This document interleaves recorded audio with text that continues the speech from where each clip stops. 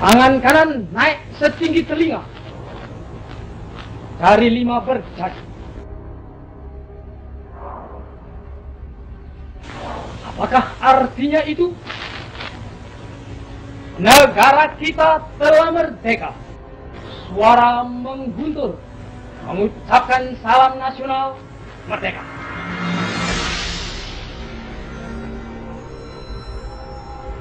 Dan kita siap sedia mempertahankannya, walau dengan jalan yang bagaimanapun juga.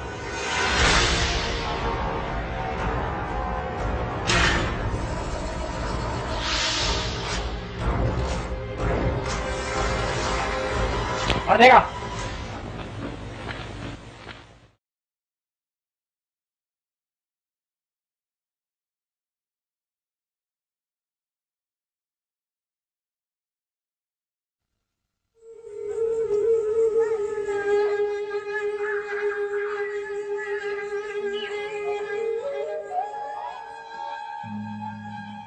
The family, we were just all at home, the kids, my sister-in-law was in the house, my 2 children, and Hood was there. I think, as I recollect, I just got on a car and went to work. The 30th of September, I was at home with my children. The 30th. That evening, the 30th of September, I was invited to go with some other embassy people out to a shadow play being staged in a village outside of Jakarta.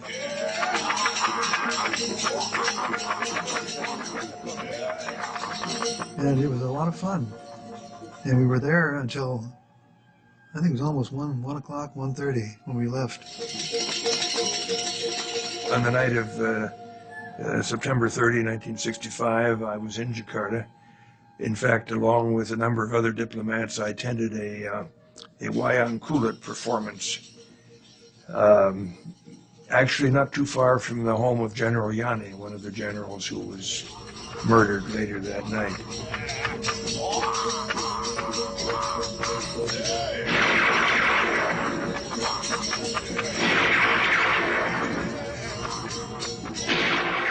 On the 30th of September 1965, 6 of Indonesia's most senior generals were dragged from their beds and brutally murdered.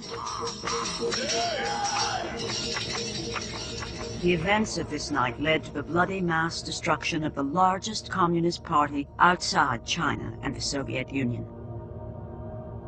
It proved to be a major turning point at the height of the Cold War, when the West would help an Indonesian general seize power to become one of the most ruthless dictators of the 20th century.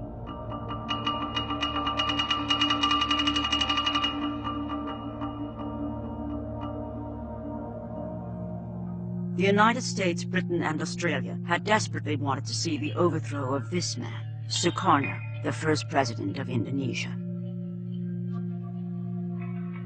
Sukarno's allegiances were too ambiguous for the black and white politics of the Cold War.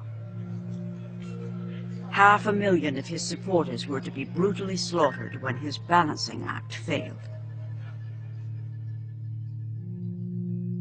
But buried deeper than the hidden bodies is the story of the West's involvement and of the deadly propaganda war that still obscures the truth to this day.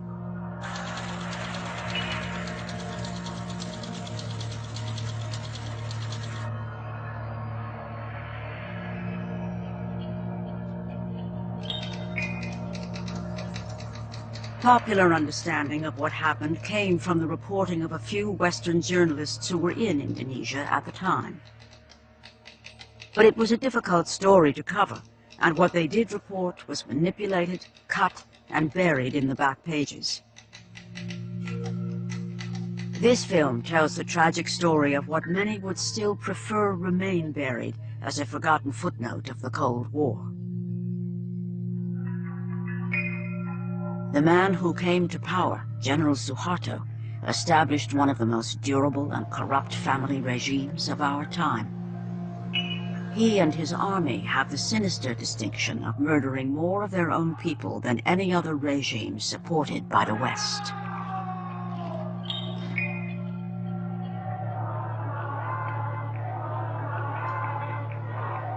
More than 30 years later, after massive popular revolt, General Soeharto finally falls.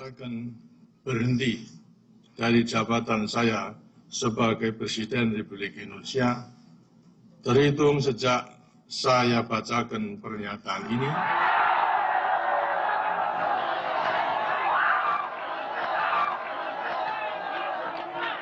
With General Soeharto out of power, some Indonesians now feel bold enough to question the corrupted versions of their history.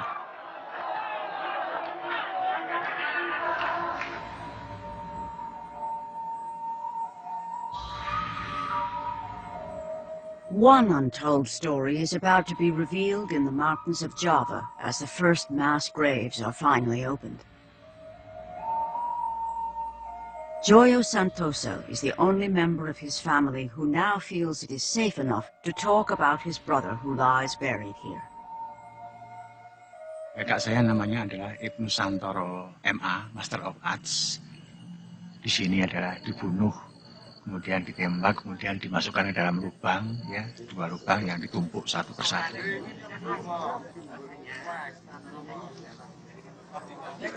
Ibnu Santoro was dumped in this hidden grave, along with 22 others branded as communist sympathizers.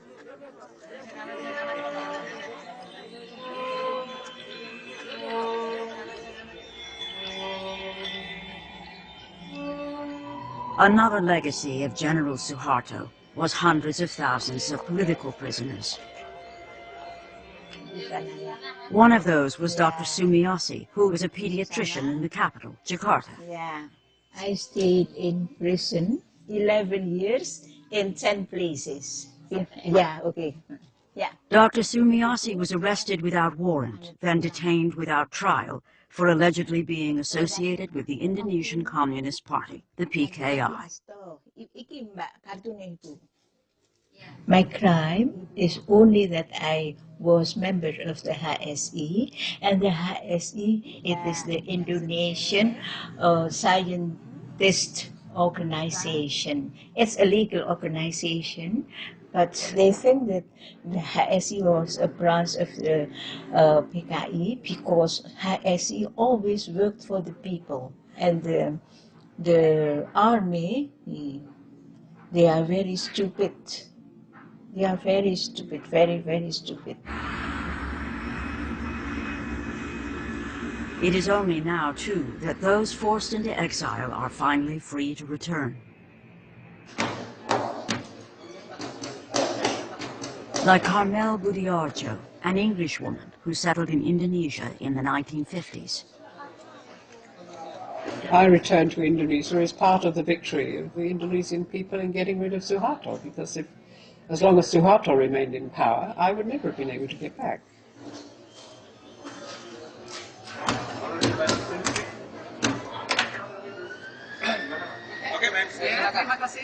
Carmel Budiarjo spent 4 years as a prisoner of Soeharto. My name was still there on the blacklist, even though I have a visa. They were under the impression that they would have to go to the commander of the army to get clearance for me. And then suddenly, everything vanished, all the problems vanished, and they said, oh, you can go in, it's all right. Carmel is now a human rights campaigner.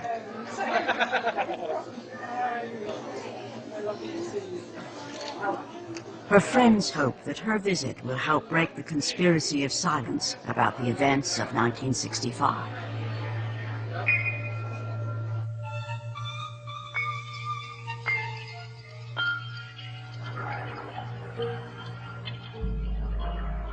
Who was this leader of Indonesia that the anti-communist West was keen to depose? Soekarno was born in 1901 in Java, the dominant Indonesian island. He grew up under the demeaning rule of Dutch colonialism.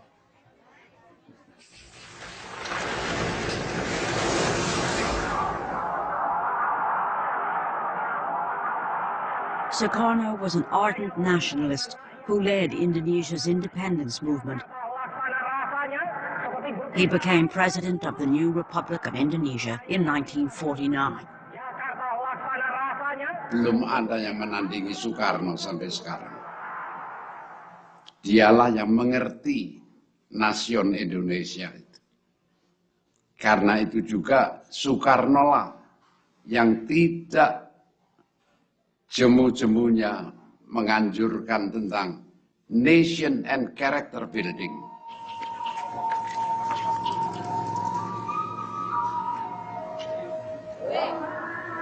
President Sukarno's ambition was to unite a new nation from a clash of cultures, languages, and the world's main religions.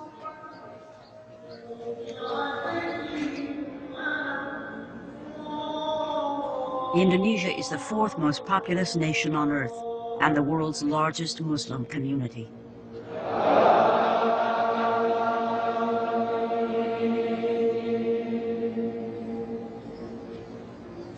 Kepribadian banteng. Maka karena itu, ayo maju terus, jebol terus, tanam terus. Sukarno thought he could preserve his own one-man rule by balancing the competing ideologies inside his country. I tolerate all ideologies. The nationalist ideologies, the religious ideologies, the communist ideologies. So far, they are not making trouble or damage to the Indonesian state. Sukarno's balancing act might have succeeded indefinitely if the Cold War hadn't been raging outside Indonesia, where the domino theory held sway. Here's Indochina. If Indochina falls, Thailand is put in almost impossible position. The same is true of Malaya with its rubber and tin. The same is true of Indonesia. If this whole part of Southeast Asia goes under communist domination or communist influence, Japan must inevitably be oriented toward the communist regime. America says welcome in a big way to President Soekarno. Vice President Nixon and State Secretary Dulles are on hand at Washington's National Airport. As leader of the highly strategic Indonesian domino, Soekarno was courted by leaders on both sides of the Cold War. He attempted a policy of neutrality, believing this was the best way for his young nation to gain assistance from East and West. May God give us, America and Indonesia, the best friendship which has ever existed between two nations.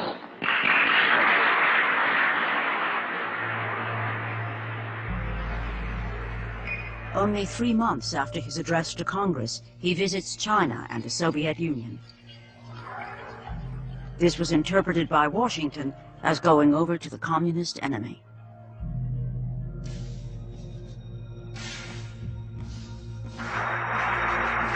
The United States becomes even more alarmed by the success of the Indonesian Communist Party in 1957 elections. Indonesia is now seen as a questionable ally.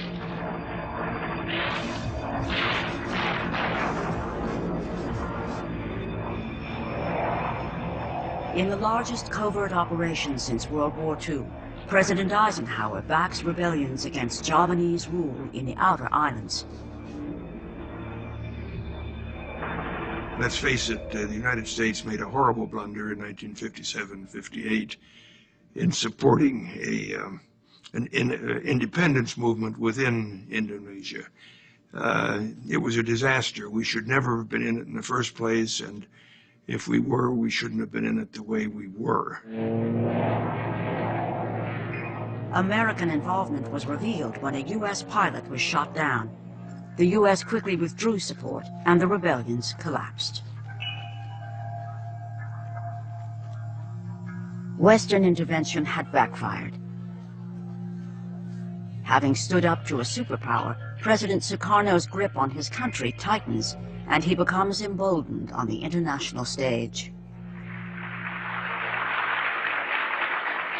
Soekarno uses the United Nations to protest about Western intervention in his region. I hate imperialism. I detest colonialism. And I fear the consequences of their last bitter struggle for life. We are determined that our nations and the world as a whole shall not be the plaything of one small corner of the world.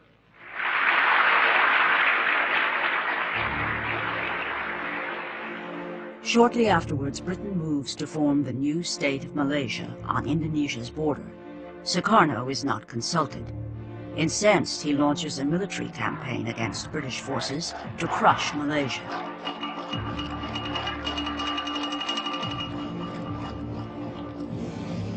Britain's top propaganda specialist, Norman Reddaway, is sent to Singapore to take charge of Britain's propaganda war. What I remember Norman telling me, his mission was very simple. Do anything you can, he was told, to get rid of Sukarno. And he was given a budget. It was a matter of hundreds of thousands of pounds. Sukarno had a well-deserved reputation as a womanizer.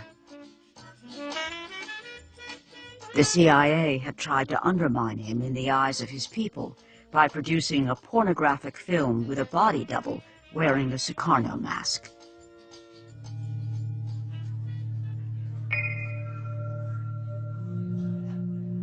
At least 6 assassination attempts were made on his life.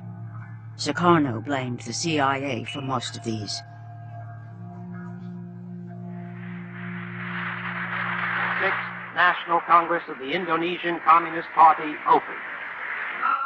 By the 1960s, under the leadership of Chairman Aidit, the PKI had become the largest communist party outside China and the Soviet Union, with over 3 million members.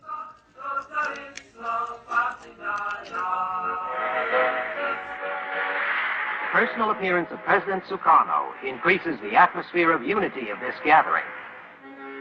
Sukarno himself is a nationalist, not a communist, but he depends on the Communist Party because it can mobilize mass support for his political objectives. In return, Sukarno protected the PKI by banning anti-communist press and by restraining the army, also a potent political force in Indonesia. The chairman of the Communist Party had outlined a new approach of a kind of parliamentary road to power. At the same time, the Indonesian army was fairly unique because it operated also like a political party. And in that sense, the Communist Party and the army were in competition with each other, all from the village level up to the capital city. The West, as well as many Indonesians, fear the country is in danger of falling into communist hands. Supporting the army is seen as the best hope for the anti-communist cause. With the PKI growing rapidly under Sukarno's protection, the lines are drawn for an inevitable showdown.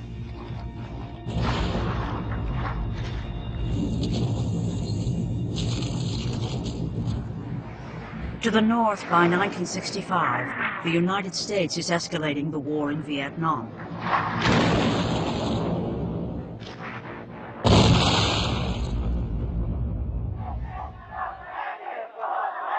In protest, U.S. buildings in Indonesia become a target.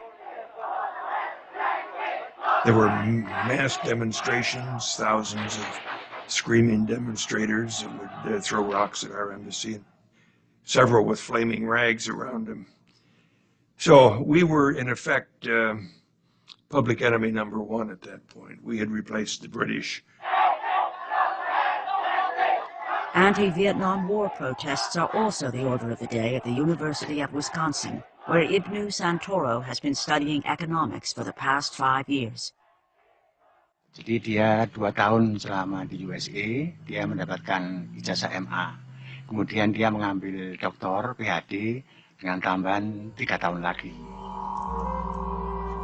His friends from Wisconsin say he loved JFK, democracy, and the American way of life. But Ibnu's fate was to be sealed by the politics of his day. Tapi karena ada konfrontasi antara Amerika dengan Indonesia pada waktu itu, jadi semua mahasiswa yang di Amerika, Indonesia ditarik lagi ke Indonesia semuanya, termasuk kakak saya, berikut dengan keluarganya. Returning home to a country being polarized by Cold War politics, Ibnu gets a university job by joining the Indonesian Graduates Association, a group associated with the Communist Party. Tensions were also rising in the countryside where the PKI had been enforcing President Soekarno's land reform program.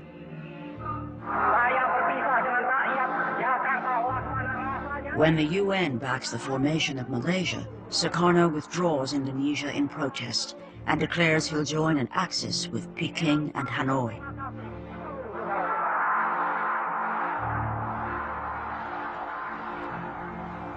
President Soekarno has now gone too far for the West. For nearly 15 years, he'd balanced both sides of the Cold War. By 1965, Soekarno appeared to be siding decisively with the communists. The West, with Machiavellian logic, hoped the Indonesian army would step in. If the PKI mounted an unsuccessful coup, it would provide the perfect excuse.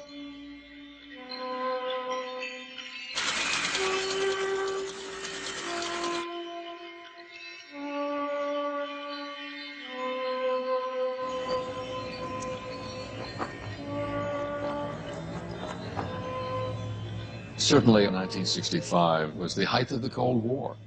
Vietnam was very important for the Americans, and the war wasn't going too well. The Marines had landed, but they had taken some bad reverses.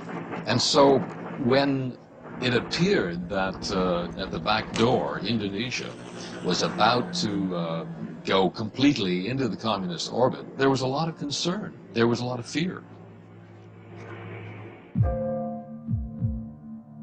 Then Soekarno appears to collapse at a public reception, raising the stakes even further. There were rumors that his kidney was failing, and of course put the army on high alert. It did raise questions. If he's sick, what will happen if he dies? Who will move? Who will take over? The PKI do it by themselves? Will the army do it? Will God knows who else do it? Rumors circulate that an Army Council of Generals, backed by the CIA, is plotting to overthrow Soekarno. The army was clearly keen if Soekarno became incapacitated, they would seize power.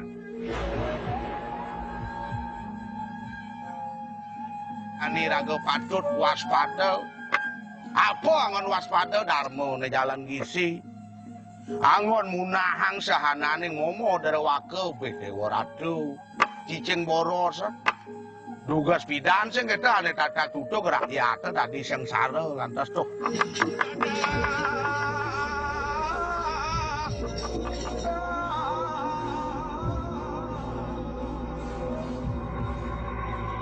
On the 30th of September 1965, Indonesia is changed forever. This 4-hour film is General Soeharto's version of the events of that night. It was shown every year on all television stations while he was in power. It portrays junior army officers, supposedly under control of the communist PKI, kidnapping and killing the head of the army and 5 senior generals.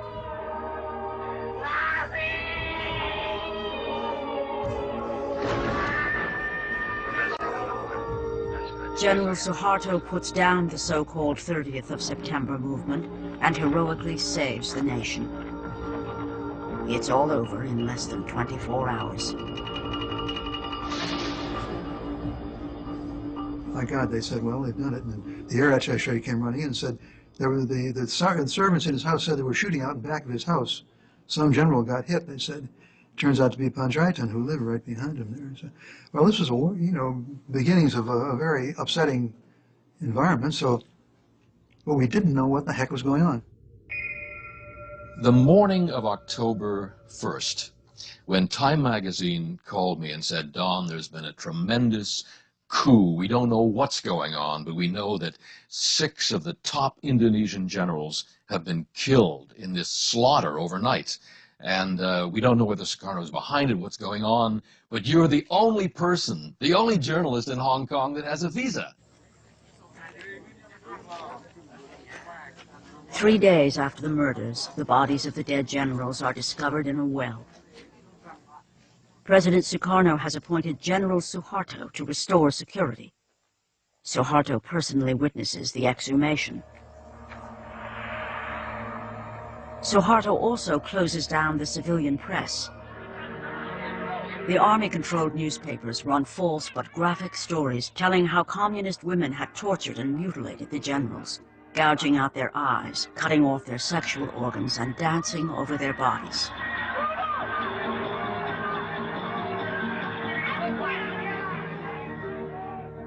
The Indonesian Communist Party, the PKI, is blamed for the abortive coup. The first big event I covered in Jakarta was the funeral of the 6 generals. We had heard tales about the way this slaughter had been done, the mutilation of the generals, how they had been tortured and killed. And we had no way of knowing it. We didn't speak to any eyewitnesses. And so if the army put out with authority that these bodies were mutilated, it became the perception. If the Communist Party was responsible, Western diplomats could not understand why it would mount such an ineffective operation. I would have said it made no sense at that time because the communists were moving very effectively. They were achieving their objectives by other means. And I would have said, why in the heck should they mount a coup? It was known that the murders were carried out by junior army officers calling themselves the 30th of September movement. But the question of who, if anyone, was pulling the strings behind these officers was much less certain. Nevertheless, the diplomatic cables do reveal the West was keen for Soeharto and the army to drive home its advantage in this brutal Cold War struggle.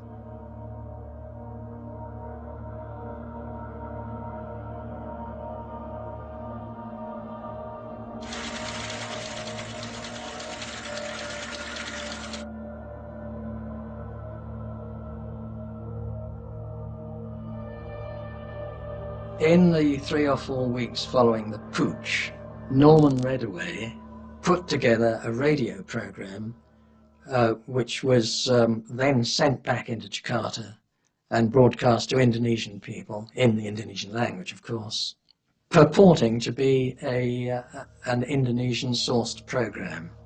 They were putting back a highly coloured version of the story that Soeharto and his men were putting about.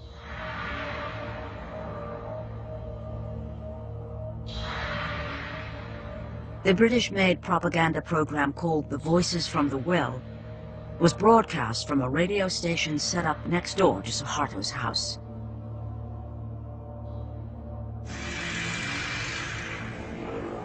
The army set up a new tabloid to spread stories of the bestiality of the PKI. They emphasized that women will sink to utmost depravity under the godless communist influence. Didn't have to take great skills for the army to whip up sentiments against the communists. At the same time, I think the whole party was still left in the lurch because they still were in the mode of the parliamentary road to power. So they were essentially defenseless and armed without arms. Exactly the situation I was worried about.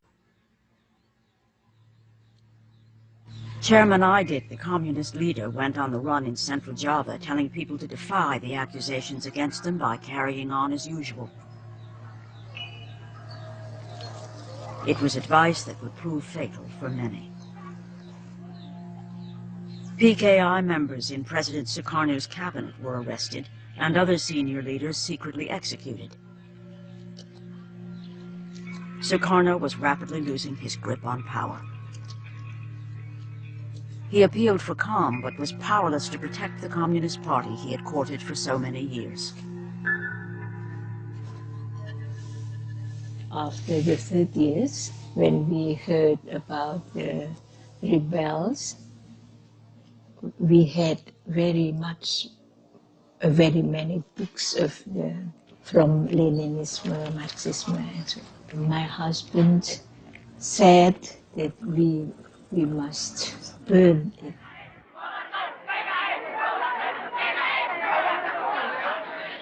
Mobs of students hit the streets in protest against the PKI. The army supplied them with lists of targets to be attacked. The Communist Party headquarters was the first to be destroyed. As time went on, we saw that the anti-Sukarno factions of students gained in strength and importance, and of course they were manipulated and steered by the army. I often saw army officers talking with or conferring with students, letting them know how far they could go that day.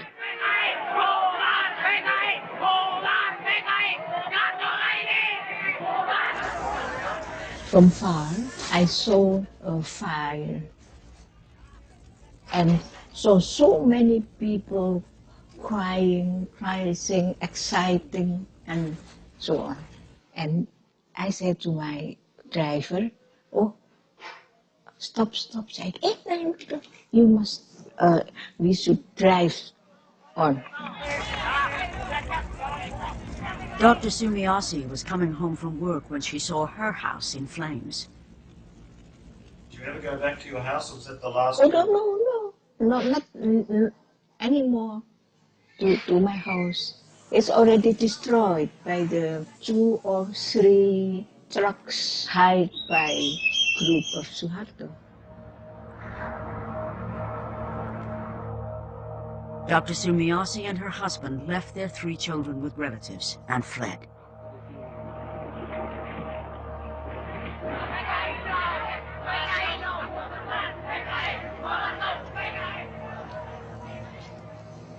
Carmel Budiarjo lost her job as a translator in the Indonesian Foreign Office almost immediately. As suspected communists, Carmel and her husband were arrested by the military. I was sitting in the small room on the side here, and the soldiers came in and they asked for me. That's where I was arrested, in the front room.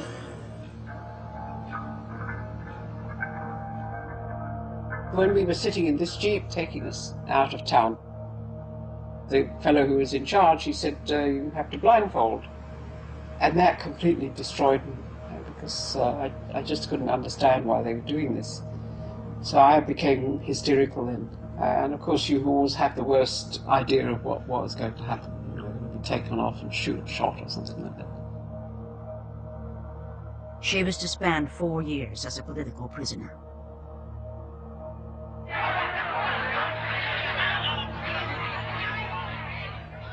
In the capital city, even people with the most tenuous links to the PKI are arrested en masse.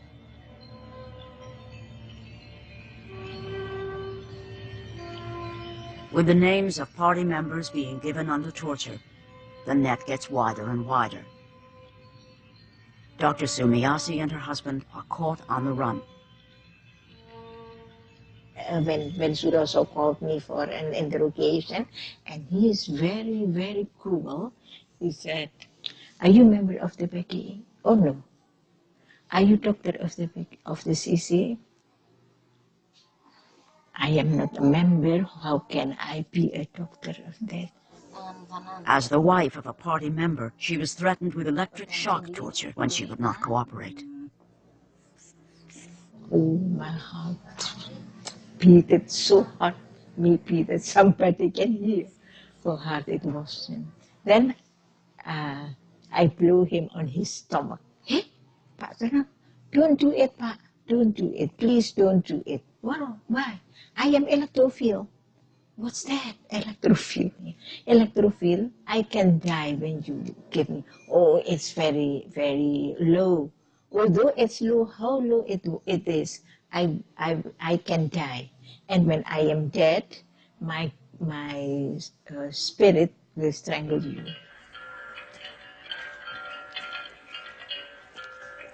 With his balancing policy in ruins and under pressure from the military, President Soekarno appoints General Soeharto as the new head of the army.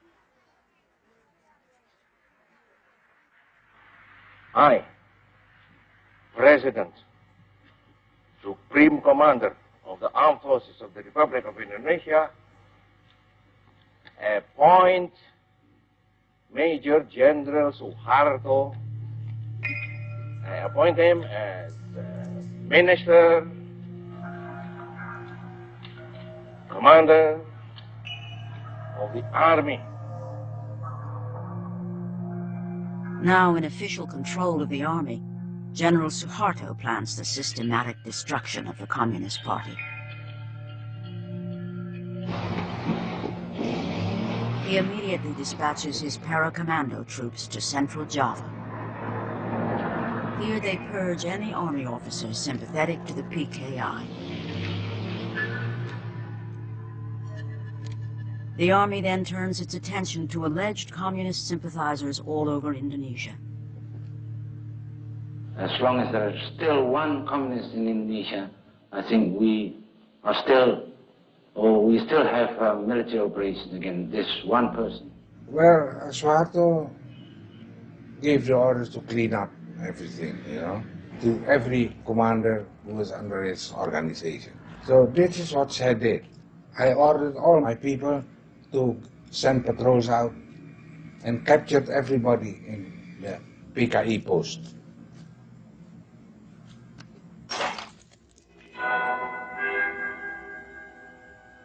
Captured PKI leaders at first stuck to their principles of keep your mouth shut, or you don't know anything, can't do anything, and don't understand anything. But the operations has found an efficient answer to these slogans by launching the drive of surrender, support the government, or die.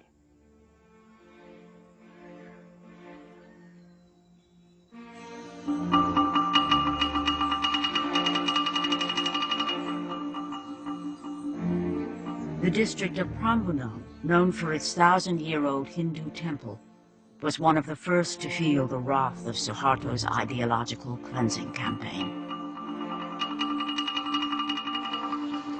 The army swept to Java, looking for communists, stirring people up, and they came upon many peasants, and the soldiers would say, you PKI, you're a communist. And the poor peasant farmer would say, what do you mean PKI? What are you talking about?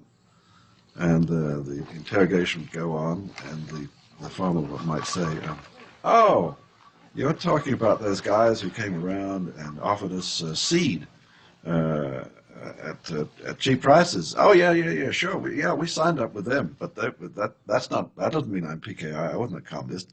This is just fellows who helped me out when things were tough. And certainly they did kill communists. They also killed a lot of people who were probably not communists.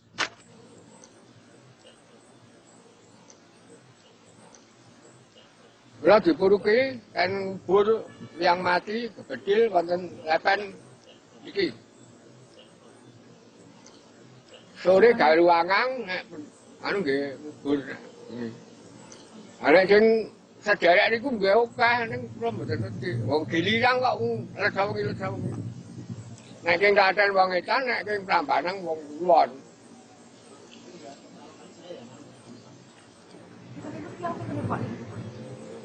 Nek elingan kula nggih antane 800-an. Ipat.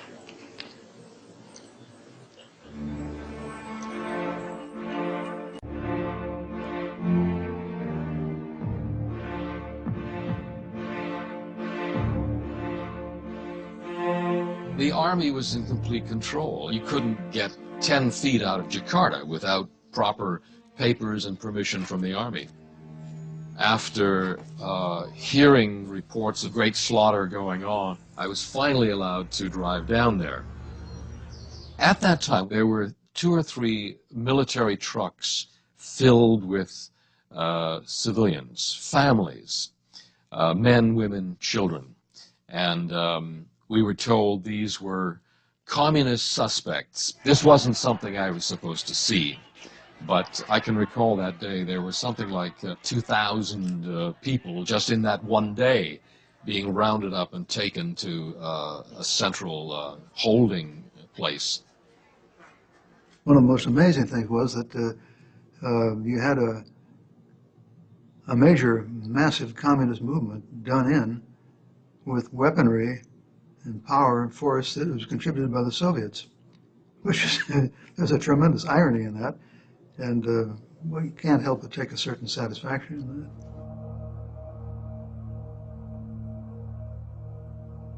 In Yogyakarta, Ibnu Santoro's name is given to the army. Jadi itu tepatnya adalah tanggal 10 November tahun 1965, ya. Kakak saya didatangi oleh 2 polisi militer, ya. Kemudian dijemput, kemudian dibawa untuk ke kantor polisi militer tadi itu. Terus kemudian pamit dengan istrinya sama anaknya dicium, terus kemudian sudah tenang aja. Saya mau ada urusan sebentar dengan pihak yang berwenang.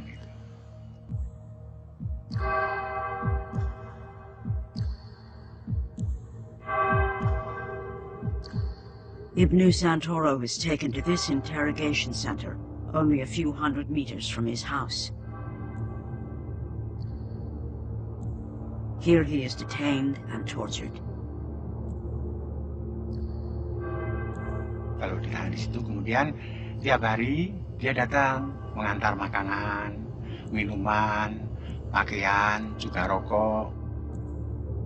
Setelah itu, kemudian setelah selang beberapa bulan, ya, itu kita mau ke sana sudah dikatakan bahwa Ibnu Santoro sudah tidak ada di situ lagi.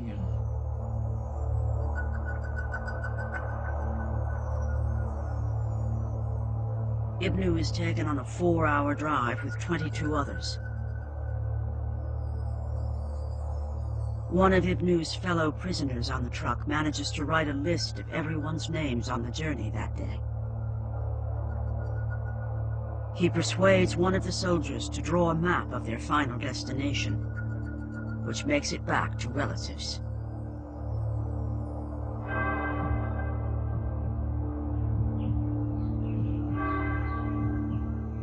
Ibnu is taken to a forest near the village of Kaliwiro, where a hole has been prepared.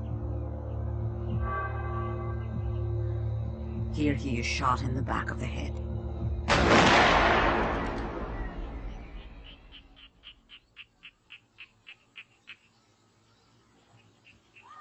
Seven weeks after the murder of the generals, Communist Party chairman Aidit is finally captured in Central Java. He's forced to sign a confession and is then executed on General Soeharto's personal orders. The once invincible President Soekarno is now powerless to prevent the wholesale slaughter unfolding in his country.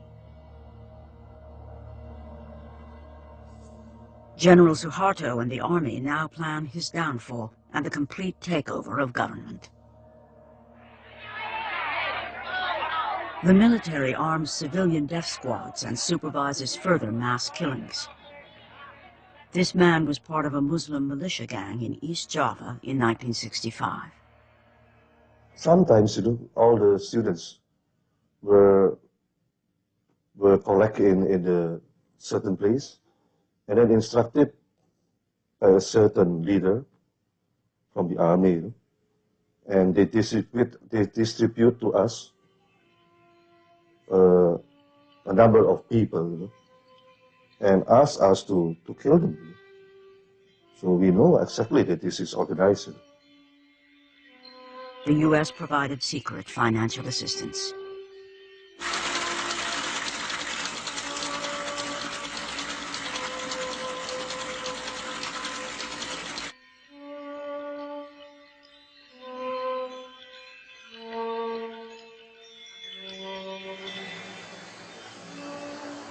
I saw many broken bodies and many pieces, torsos, legs, arms, floating in the canals.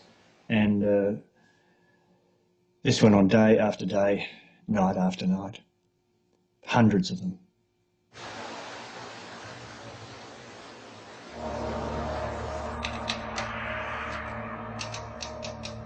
Although there were several journalists inside Indonesia filing reports, the true story of a one-sided slaughter did not immediately reach the Western public. I reported many interviews of catastrophic occurrences, but a lot of them didn't see the light of day in newspapers. I wrote a daily file for Time magazine, and I also sent reports to the BBC and to NBC News. Most of my material was going through other journalists who were staff people in Singapore, and they would edit my stories, discard my stories, because they didn't believe them. It's incredible that they could second guess and kill my stories that I was gathering on the spot. In the mid-1960s, at the height of the Cold War in Southeast Asia, stories that might engender sympathy for communists were not welcome. In this context, most newspapers and broadcasters reported the Army's death squads as engaged in a civil war. There really was no sense that there was a centrally organized slaughter of alleged communists who was being presented from all directions as a sort of running battle going on between, organized communism and an organized army. It was a cleaning up operation. It was not a slaughter. The word slaughter didn't pass anyone's lips at that time. The scale of it was not understood.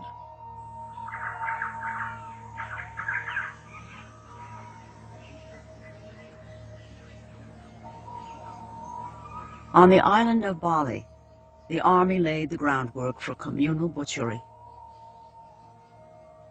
Propaganda teams toured the countryside, spreading stories of PKI plans for women to seduce and castrate soldiers to obtain weapons.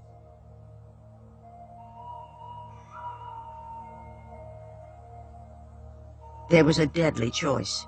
You either took part in crushing the communists, or you were one of them. I was told by General Sawa, Eddie, that whereas his boys, as he put it, had to encourage and stimulate the killing in Java, the killing in Bali was so intense that they had to stop it. They had to put a stop to it. Di sini banyak sekali orang dipotong. Saya sendiri, saya nggak tahu, saya nggak sengaja bicara. Ketemu saya orang dipotong, saya begini. Nih kenapa anaknya sih salah, saya menangis, saya sama anak saya baru saya nangis, kenapa nangis, nanti dipotong, saya digalakin, kenapa nangis orang dipotong, ketagihan potong, ya boleh saya potong.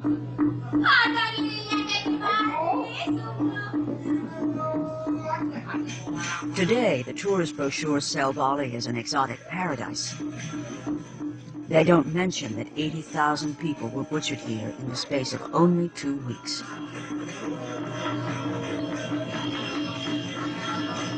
From the West point of view, the bloodbath had begun as an opportunity to see an end to Soekarno and the communists.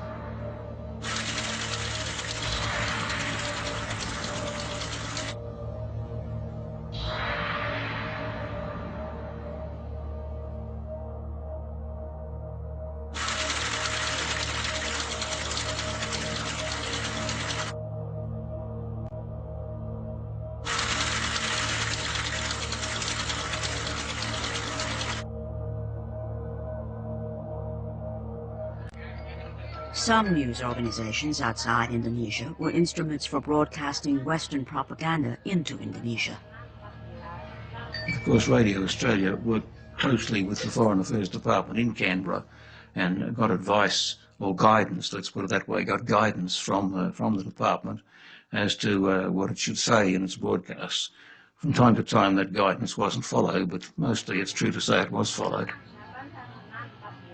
The BBC's reputation amongst listeners in Indonesia was high, and at a time when the Indonesian people would feel that they could not rely on their own media, they of course are going to be leaning on what they regard as reliable sources, BBC, Radio Australia, and so forth. I think there's no question whatsoever that we were all manipulated. I think probably the manipulation was being orchestrated by Norman Redaway, but I've no doubt that he too was also a part of an organisation in which the Indonesians played their part. The Americans certainly played their part.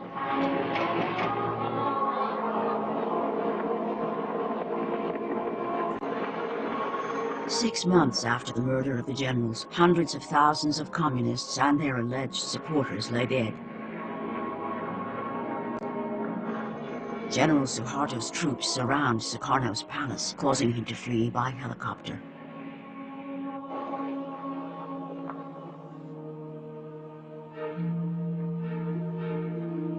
Later that day, President Soekarno is forced to sign a letter which hands the power of the presidency to General Soeharto.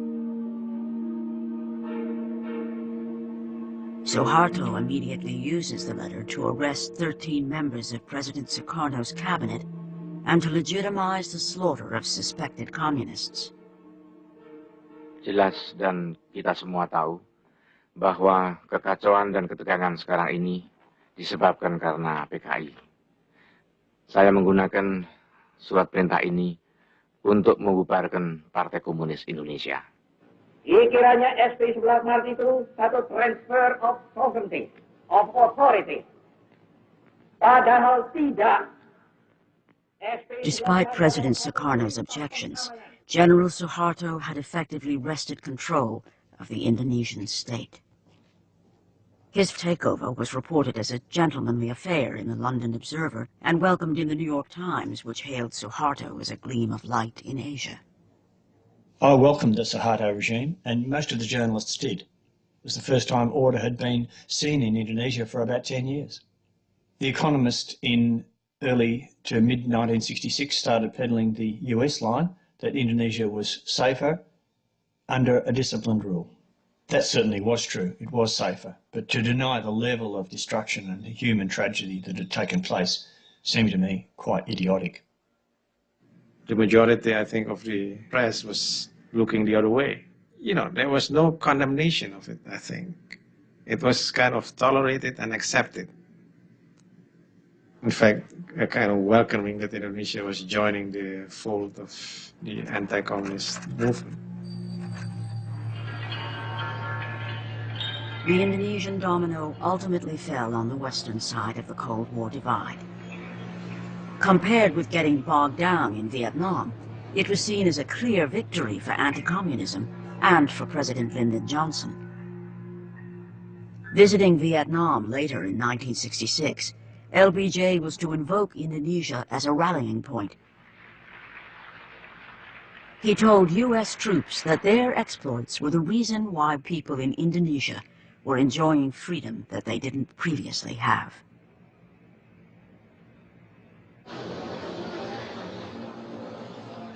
But in reality, it would be more than 3 decades before Indonesia would taste political freedom and freedom of speech. Now, after General Soeharto has fallen, Indonesians can finally question his official version of their history. Like Professor Arief Budianto, the forensic pathologist who in 1965 was called to examine the bodies of the dead generals.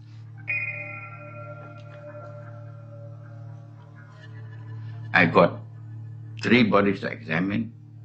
Not a single one of the bodies do we find the penis slice. Or we had signs of torturing them, we don't find. Nobody is glad to sign our reports because the newspapers, they wrote already about the torturing. They said the penis too, they cut it off and then they throw it. They play with that, the Garwanis women. Professor Budianto's autopsy report was suppressed under the orders of General Soeharto. Many Western journalists accepted the lurid story without question. Terror and bestiality was a calculated part of the PKI plan. They even had special mutilation squads made up of girls. Sex orgies went on before the torture ceremonies got underway. Eventually, the mutilated bodies were dumped down a well.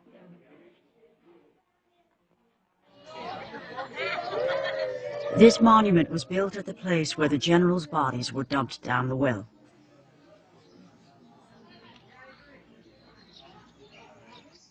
This is what pains me most, to see the women here, because I spent several years together with women who had been tortured to confess that they had perpetrated sexual crimes against the bodies of these generals. And of course we know that that was not true. Their confessions were published in the newspapers. And this was perhaps the most important propaganda weapon that Soeharto used to send people out and kill members of, or suspects, communist suspects, family, everything.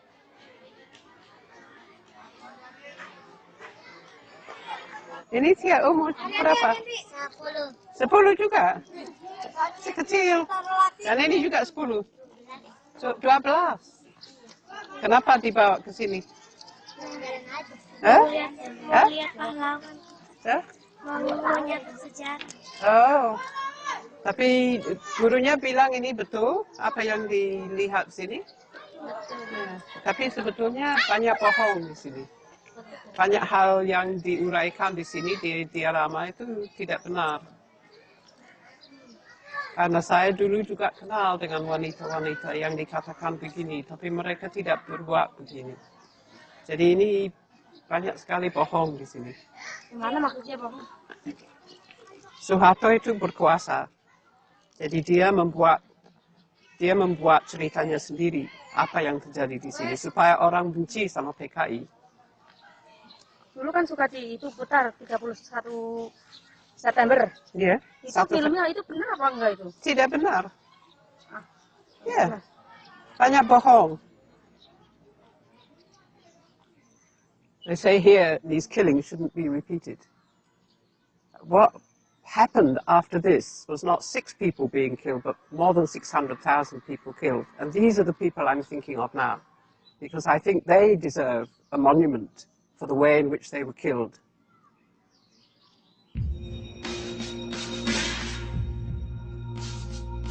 Military courts put more than 1,000 people on trial for the murder of the generals.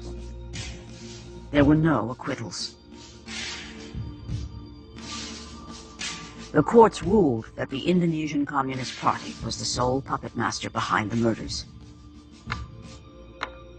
Over 70 death sentences were handed down for the crime of having prior knowledge of the plan. But it's far from clear who else had prior knowledge of the plan to kidnap the generals. True responsibility is variously attributed to Presiden Soekarno, General Soeharto, and Western intelligence agencies.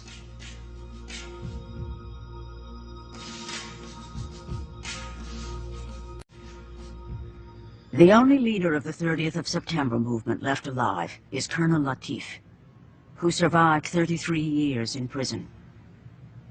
He claims he informed General Soeharto of their plans, and Soeharto has admitted meeting with him. Sama itu sudah ketemu sama Soeharto, memberitahu kalau paginya akan dihadapkan para jenderal sama Soeharto. Karena semua sepakat Harto dianggap loyal sama Soeharto. Those who see the hand of Soeharto say it was his agents who infiltrated the 30th of September movement to make sure the generals were killed that fateful night. The rebel soldiers maintained it was never their intention to kill the generals. Their intention, they said, was to bring them before President Soekarno to face charges of planning a coup against him.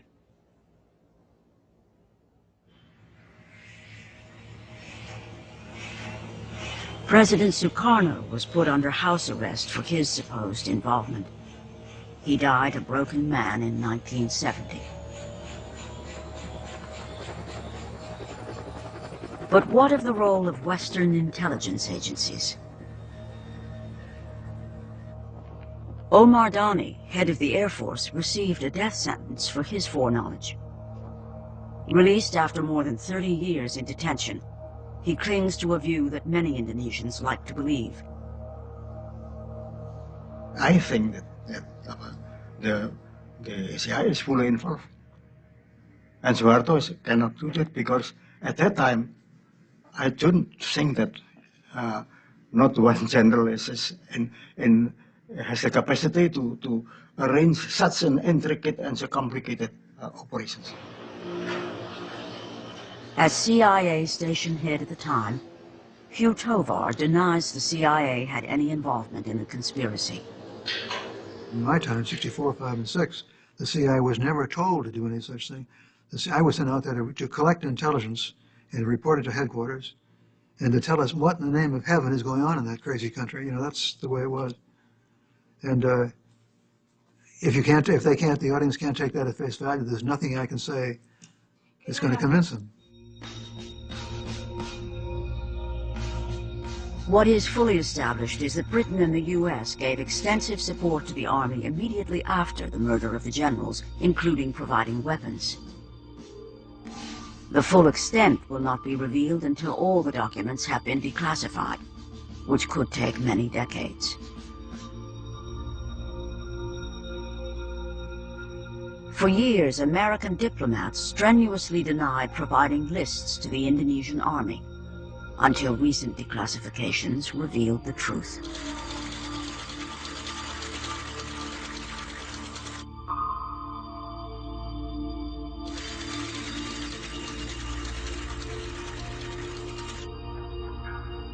There were lists going around.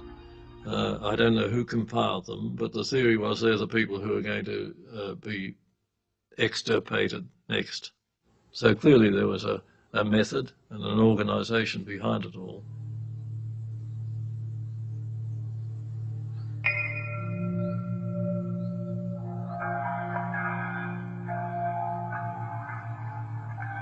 It may never be established how many people died in the massacres.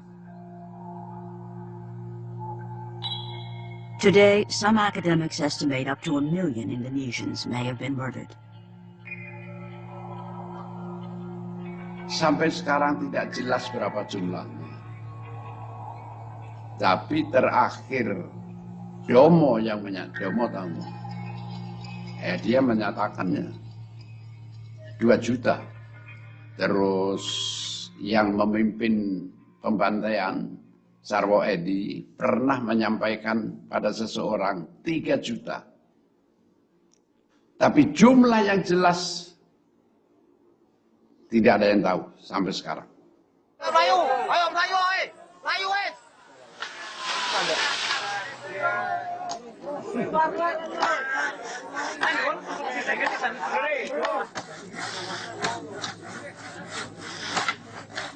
The newly established Massacre Victims Research Foundation wants to confront history by digging up the skeletons that have lain silent for 35 years.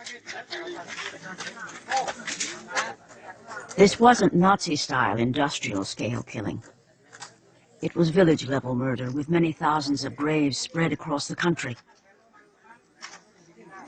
Ya, kami mendapat surat dari yayasan itu yang mencari orang-orang hilang tadi itu, dan dinyatakan bahwa itu para korban yang telah dieksekusi sebanyak 23 orang itu, Kaliwiro ini, itu akan makamnya akan digali kembali.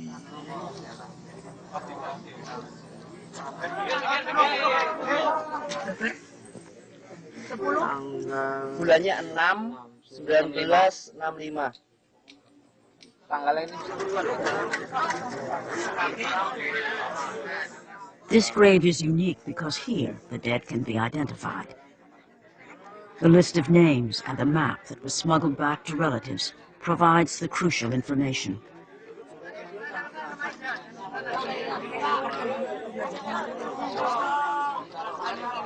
Sekarang saat ini ya, setelah kami mengetahui ada kerangka ya yang kalau diidentifikasi ya. Mas Ibnu itu siapa, Bu? Dr. Andes Ibnu Santoro.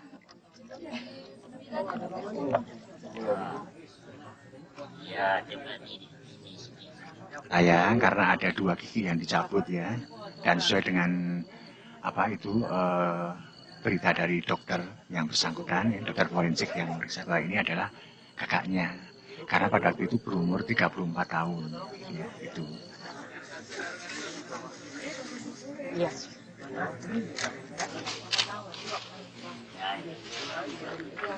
Ini lubang luarnya. Ini masuk ya, ke sana. Ini.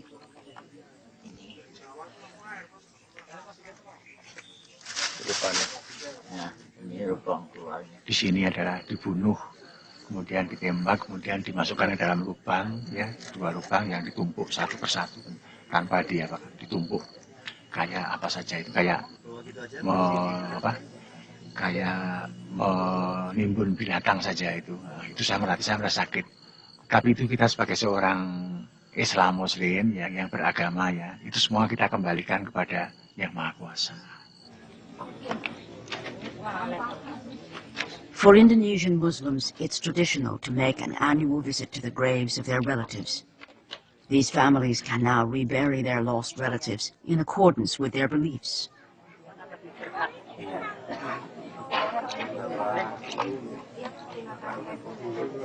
Keluarga ini dibolakkan tontangan tanah sungai kita sadar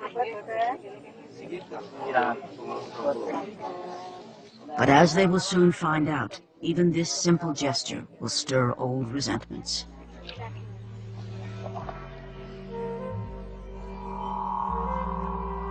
An estimated 600,000 political prisoners were held without trial in the early years of Soeharto's rule. Carmel Budiarjo recalls sharing a prison cell with Dr. Sumiyosi. What always sticks in my mind about Dr. Sumiyosi was she said, we must not succumb to their bullying. And the way we don't succumb is by staying healthy. We have to survive. The 2 women haven't seen each other since prison 30 years ago. Hello, how are you? Yeah.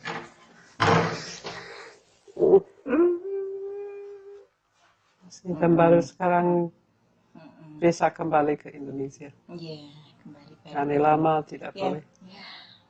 A Dutch cameraman came to Kelancaran. Oh yeah. And you were in the film. Oh yeah, yeah. Examining the patient. With your ear. With my That's ear, right, with your yeah. ear. The only doctor in Kelancaran is herself a political prisoner. I am checking her heart with my bare ear.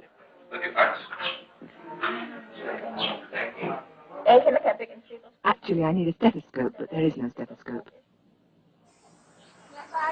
Kita membuat tempat yang sedih ini, neraka ini sebahagia mungkin. Hati tetap pedih. You don't jangan lupa. Ya, don't forget. We have always a dark and a bitter heart in our heart. All is bitter. But di luarnya, ya kelihatannya itu kita ini ya biasa saja. Biasa saja. Sebab itu apa? Ya, oleh karena kita tidak tahu kapan mau keluarnya, berapa lama, jadi membuat hidup di sini ini sebaik mungkin. In the 11 years she was detained, Dr. Sumiyosi barely saw her 3 children grow up. Kalau anak tidak tahu, kalau anak saya ngomong bahwa saya bukan anak saya, tahu. Waktu dibawa ke pelantungan saya, terus ditawarin mesti keburu, anak berapa coach roret tanpa anak, jadi berangkat sendiri. Nah gitu, jadi tidak pernah ngomong seitunya.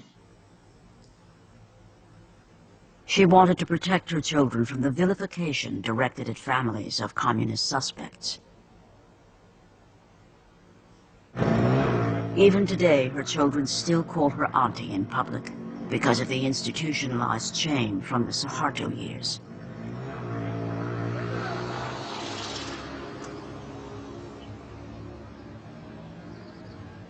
After her arrest, Carmel Budiarjo's teenage children fled to London, where they lobbied for their parents' release. After 4 years, she was let out of prison and told never to return to Indonesia. Her husband was detained for a further 8 years. Carmel established a lobby group to draw attention to the plight of political prisoners. Other critical human rights issues in Indonesia soon took over, like East Timor. I remember reading about what was happening in East Timor. I really wept because we knew what the army was capable of. We had tried, I mean, our particular efforts were obviously devoted to getting the British government to stop selling arms. I mean, for so many years we had pleaded with them, and they just wouldn't listen.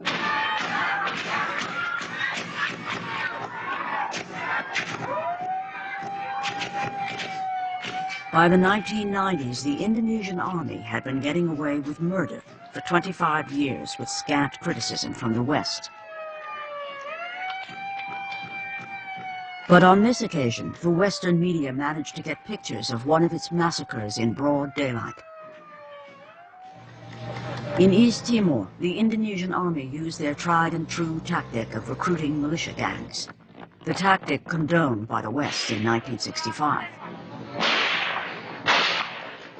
I do see a line there right from the start. We condoned it, let's put it that way.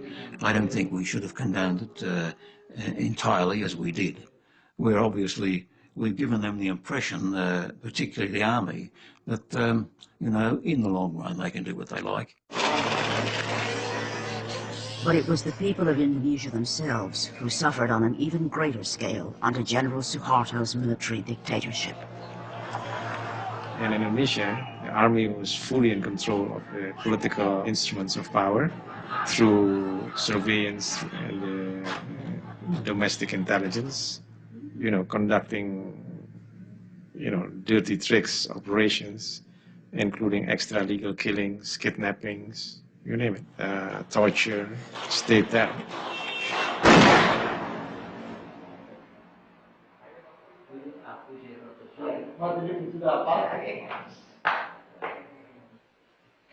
Today, General Soeharto may be out of power, but reburying the bones exhumed from Kaliwiro is a highly sensitive issue. Along with the relatives of other victims, Joyo Santoso has come to transfer his brother's bones into a small coffin for reburial in the family cemetery.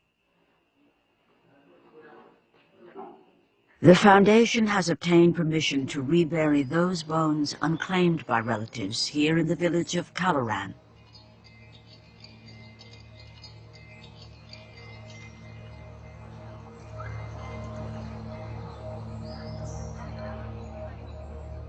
Local Muslims object and blockade the house.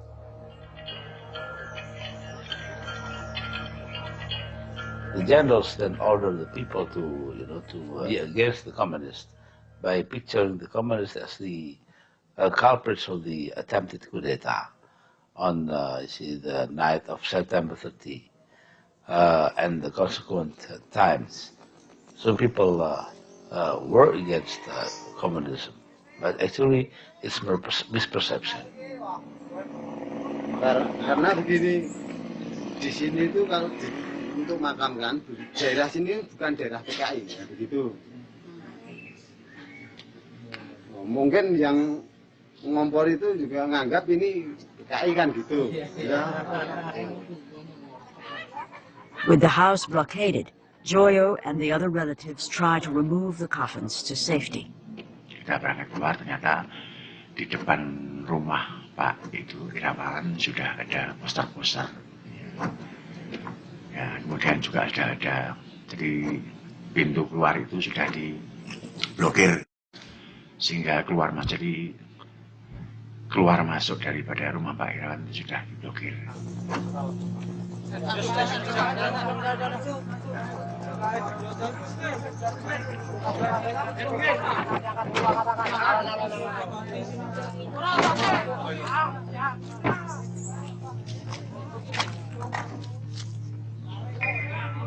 Nah, kemudian mereka sempat memancing emosi ya, dengan jalan penempeleng itunya, sopirnya, keneknya, terus kemudian Bu Sri juga semacam diperlakukan dengan kasar ya. Gitu. Silakan Ibu ke tempat Pak Irawan. Tua-tua tinggal. Nah setelah itu kemudian yang keluar yang pemimpinnya yang pakai kumis tadi itu teriak-teriak, ya memaki-maki lah. PKI gini-gini. Kemudian kanan, ayo siapa mau marah, marah ya. Sambil mengeluarkan pisau Pleddi. Yang mau marah saya bunuh. Cuma kecemburuan ideologis, karena kita tahu semua bahwa yang akan dikebumikan ini tulang belulang dari orang-orang yang berdikatan sebagai G30S. Joyo and the others managed to rescue their relatives' bones for later reburial.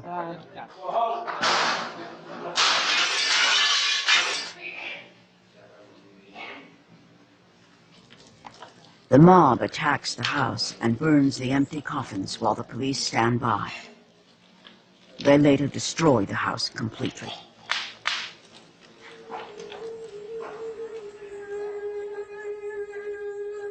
In the stories of the shadow plays, taken from ancient Hindu texts, injustice is bloodily avenged.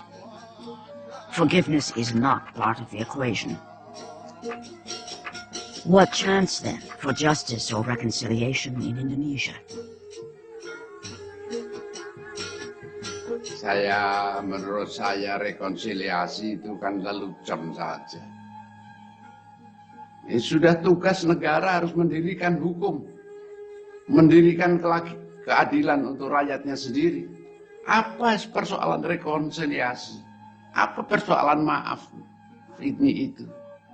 Yang penting hukum didirikan, keadilan didirikan, hak-hak asasi manusia didirikan. Itu persoalan yang harus dilakukan oleh negara.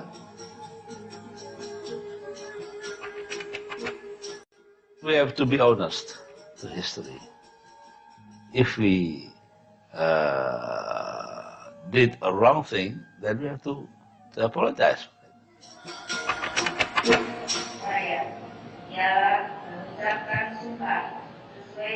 Having struggled against Soeharto's authoritarian regime, Presiden Soekarno's daughter now takes her oath as the new president of Indonesia.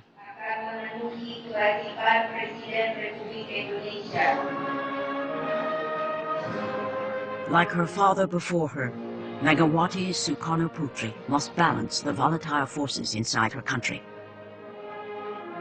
The military remains powerful. Her only counterweight is Indonesia's fragile democracy and the shaky rule of law.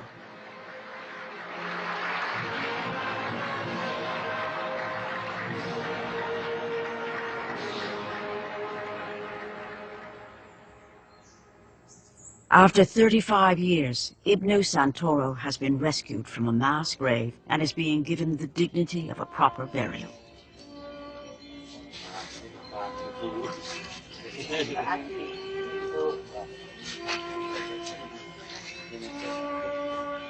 One person among the countless victims of this Cold War massacre is finally laid to rest. But in today's Indonesia, the ghosts are very much alive.